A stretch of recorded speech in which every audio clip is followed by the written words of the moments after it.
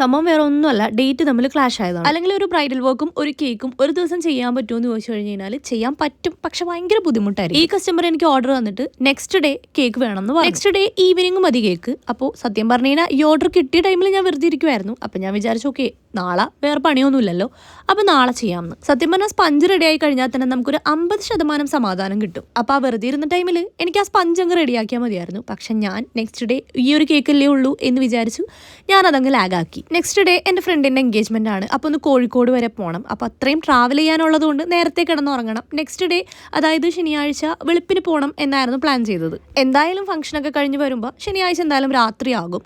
അപ്പോൾ ഞായറാഴ്ച കൊടുക്കാനുള്ള കേക്കിൻ്റെ സ്പഞ്ചും ഈ വെള്ളിയാഴ്ച തന്നെ റെഡിയാക്കണം. കാരണം സെയിം ഡേ തന്നെ അങ്ങോട്ടും ഇങ്ങോട്ടും ട്രാവൽ ചെയ്യണോണ്ട് നല്ല ടയേർഡായിരിക്കും ബോഡി. അപ്പോൾ എന്തായാലും ഞായറാഴ്ച രാവിലെ വന്ന് സ്പഞ്ച് റെഡിയാക്കി കേക്ക് ഫുൾ ഫിനിഷ് ചെയ്യാനുള്ളൊരു ക്ഷമ എനിക്കുണ്ടാവില്ല.